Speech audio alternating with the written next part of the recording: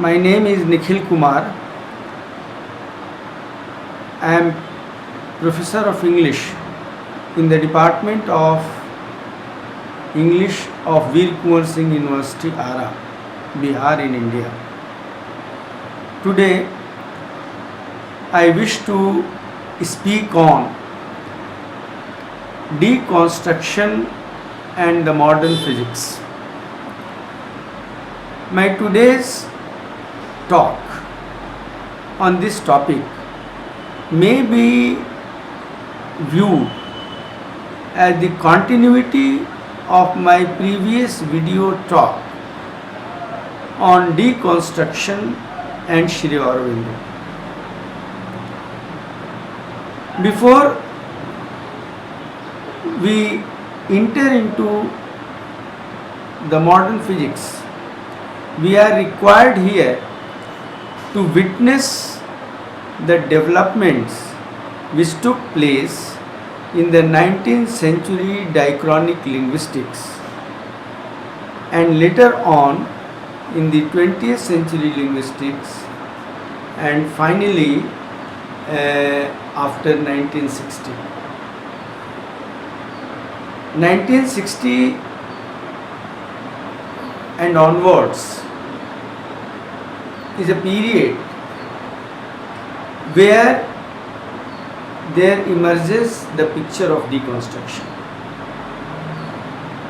19th century diachronic linguistics discovered that an evolution is going on in language. This is a great discovery in the world of linguistics. But later on, the well-known Swiss linguist Ferdinand de Saussure goes deeper into the evolutionary phenomenon of language and finds that there is something which is constant. That constant is universal, that is eternal, and that very constant, universal or eternal survives the mortality in the evolutionary phenomenon. Because it is that constant, it is that universal which is at the base of evolution itself. Because when we think of evolution, there is something in evolution, something one in the evolution without which evolution cannot take place. So this one is the universal, this is the constant, this is the eternal, which is important in Saussure's discovery, and it is this universal is the basic structure of the language which survives the mortality. On account of the discovery of this universal, which is the basic structure, we speak of structuralism in 20th century poetry. In the 20th century linguistics. Later on, when the 60s of the previous century started, that is to say, in this after 1960, a series of research papers written by the French philosopher Derrida came to us. And Derrida, in those articles and in his book of grammatology, rejects the existence of one universal in language or in a linguistic sign. He got a ground to negate this universal in an admitted fact that linguistic sign is arbitrary in nature. He said that when there is arbitrariness in the linguistic sign, there is no question of the existence of one universal. He says that each reading of a text is a preface to the next one. So the previous reading of a text is negated when the new reading is made of that very particular text. So he said that there is the absence of stability, and to show this very truth, he coins a word difference, D-I-F-F-E-R-A-N-C-E, by combining the two words differ and differ. So this very word difference, which encapsulates the vision of deconstruction, showing the absence of stability in a text,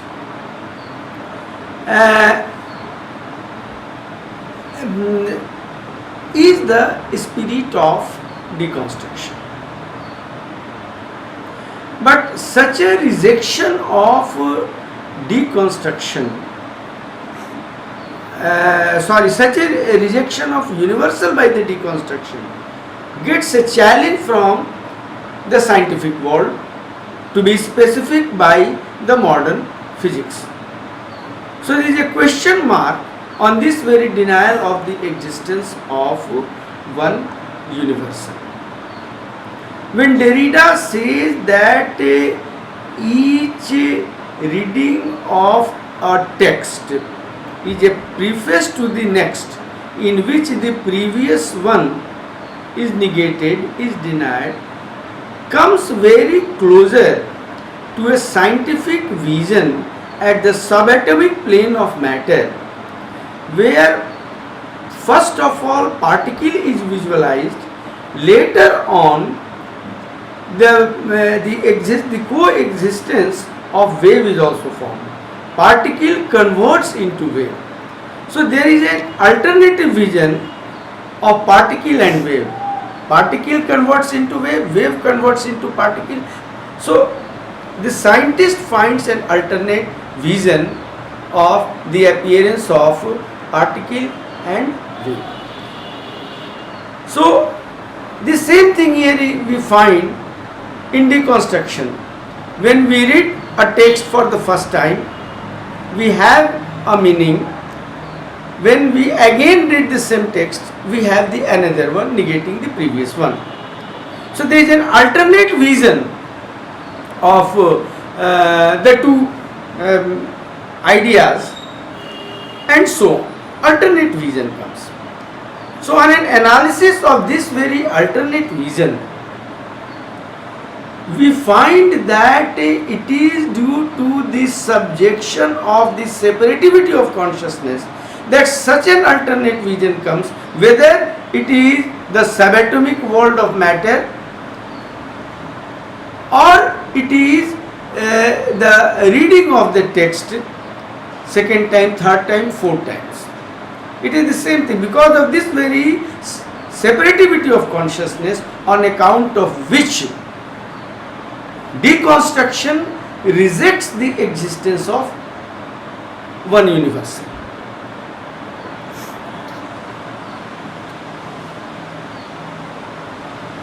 Now, when we enter into Albert Einstein's discovery of special theory of relativity, we find that deconstruction loses its scientific validity. Einstein discovers in his special theory of relativity that there is the existence of four-dimensional plane of existence.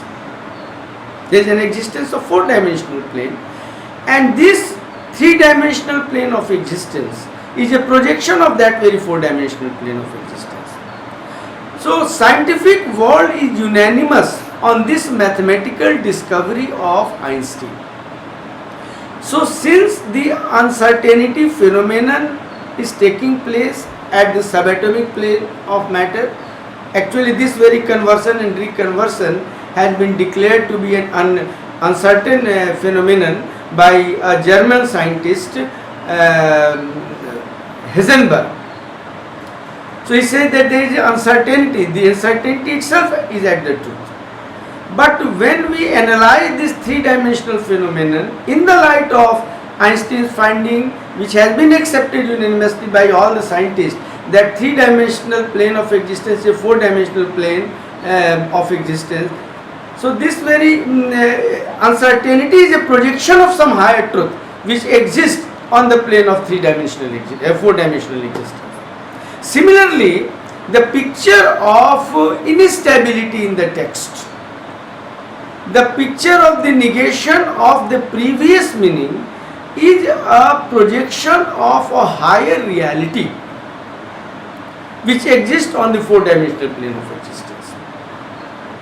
So Einstein's four-dimensional plane of existence is the admitted truth.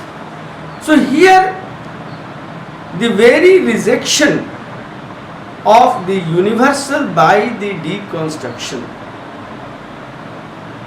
has no scientific recognition at all. No scientific recognition at all. Now we come to the quantum theory.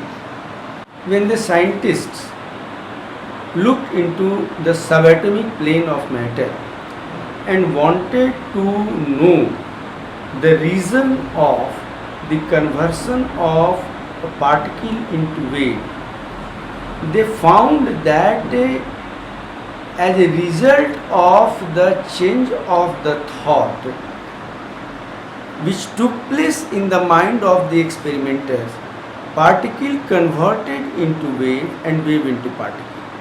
Actually, when the scientists concentrated on the particle and they found some wave features, the very particle converted into wave.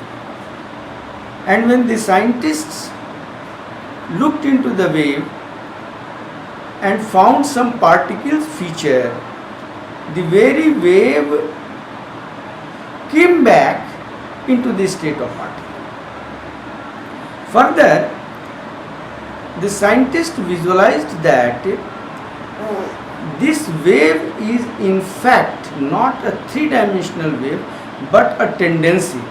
As a result of the change of the thought in the mind of the experimenter, a tendency was created towards the formation of the electron and photon. This very tendency has been called the probability wave. So it is not at all a three-dimensional wave. It is a tendency, something supraphysical. If we use some intellectual word, it is something abstract. Better to say use the word supraphysical. So this very tendency is supraphysical, which is formed as a result of the change taking place in the mind of the thought.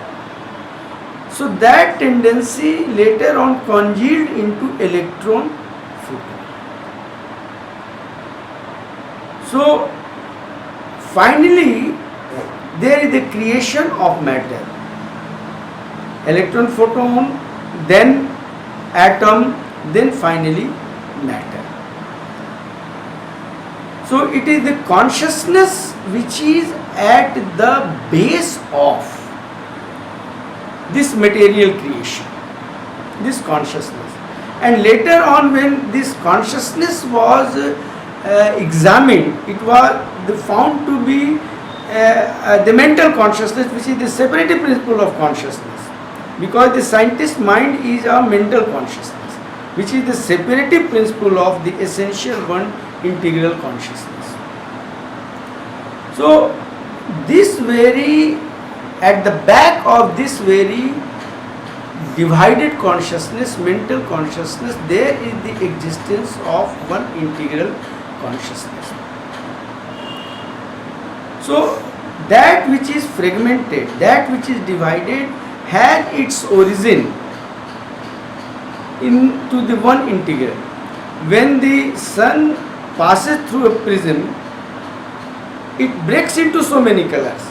So divided colors are there, but all the divided colors have their origin in the one transcendent white spectrum of the sun.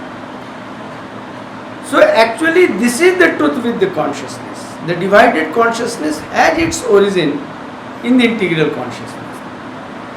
Even we restrict ourselves with the divided consciousness, the consciousness of the experimenter, which forms the probability wave, and probability wave is congealed into electron photon. Actually it is consciousness which is at the base. Consciousness is found to be the fundamental reality, the fundamental truth, which Sri Aurobindo states in one of his letters on yoga. So consciousness and the evolution of speech, human speech, has its root in this very scientific truth of the probability wave and its congealment further into electron, photon, etc.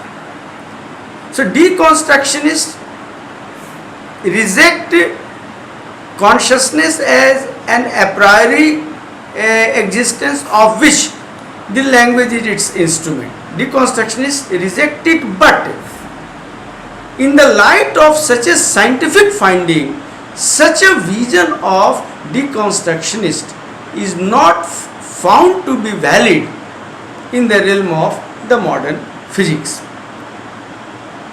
So deconstruction has to go back into the universal of structuralism, because this universal speaks of the existence of one transcendent integral. So the world of linguistics and the world of literary theory is evolutionarily required to examine the world of literature in the light of Saussure, because Saussure's vision of one universal has got a scientific recognition, has got a scientific fact. That's all.